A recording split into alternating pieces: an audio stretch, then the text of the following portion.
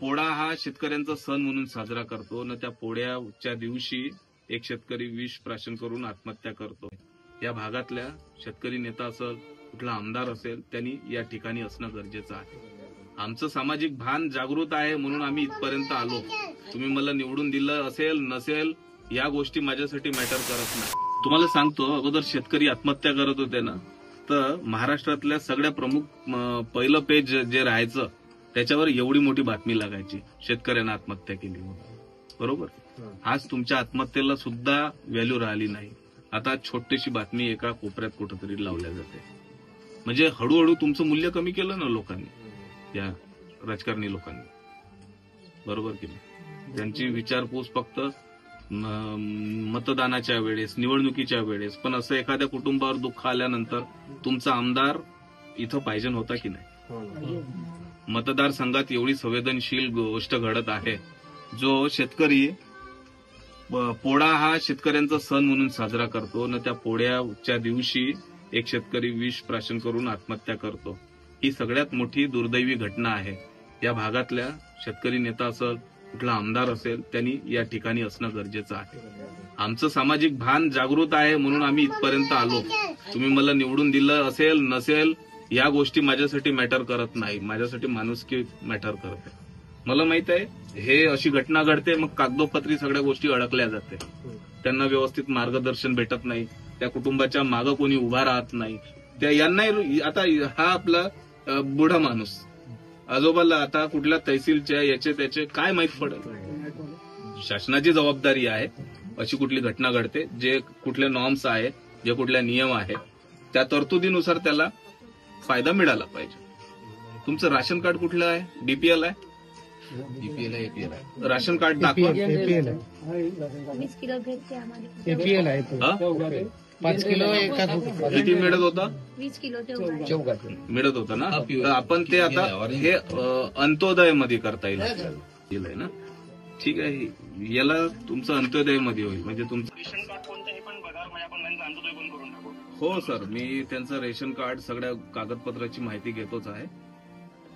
आज जरा ते दुःखात आहे, ते कागदपत्र सगळे विस्कळीत आहे त्यांचे।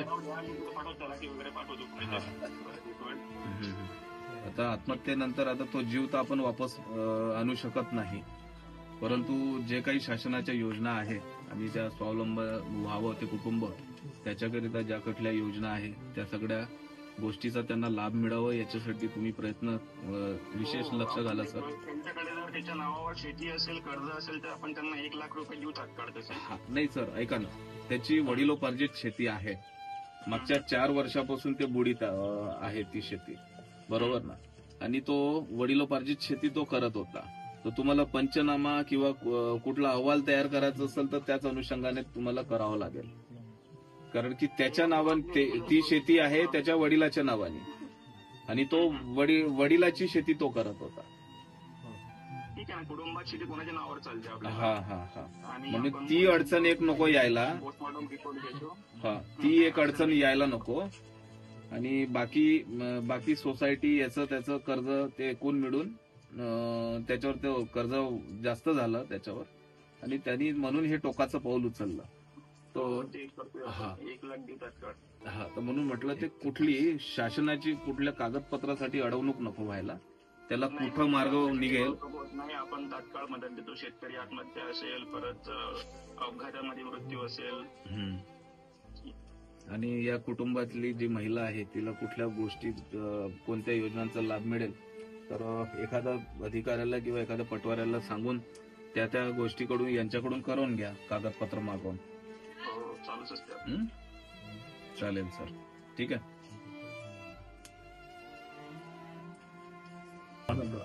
काय झालं नेमकं?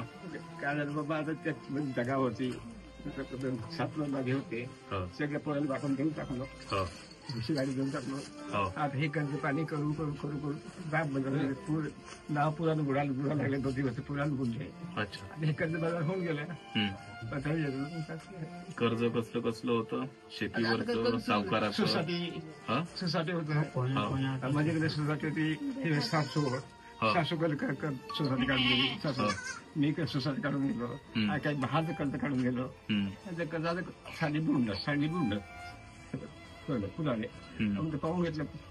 हे किती वर्ष आहे आता सातत्यानं बुडालं ते? 3 वर्ष बाबा आता दरवर्षी पूर्णच आहे. दरवर्षी म्हणजे 3रं वर्ष पूर्ण कंटिन्यू. दरवर्षी पूर्णच आहे. यंदा सुद्धा बोला लहान होऊन गेलं, यंदा पूर्ण बघून गेला.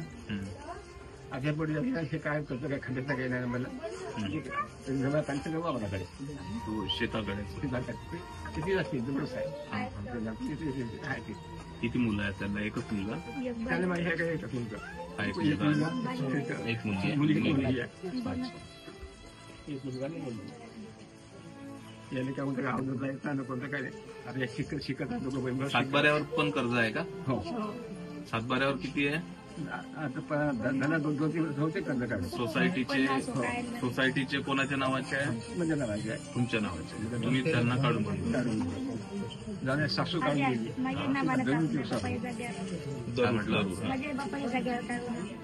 तुमच्या गटाचे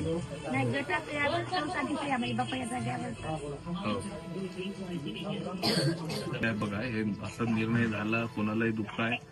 तुमचं दुःख काही आम्ही कमी करू शकत नाही, पण आता जे घडलं ते शासनाच्या लक्षात आणून देणं माझं काम आहे. मी काही खूप मोठा माणूस नाही, पण तुम्हाला जी शासकीय मदत करायची आहे, जे शासकीय यंत्रणा दुर्लक्ष करते तुमच्या सगळ्या लोकांकडे, म्हणजे एकूणच शेतकऱ्याकडे दुर्लक्ष करते. कुठं ना कुठं ते शासन जागृत झालं पाहिजे. बरोबर ना? आता शेतकरी आत्महत्या हा विषय इतका गंभीर असून शासन लक्ष देत नाही. कोणी तहसीलदार आला होता का पंचनामा करायला? पटवारी, तलाठी कोणीच नाही आलं. मग ही बातमी मी जेव्हा नॅशनल चॅनलला पाहिलं की पोळ्याच्या सणावर शेतकऱ्यांनी नागापुरेंनी आत्महत्या केली म्हणून, ही बातमी मी टीव्हीवर पाहिली आणि ते बघून मी इथपर्यंत आलो तुमच्याकडे. बरोबर ना?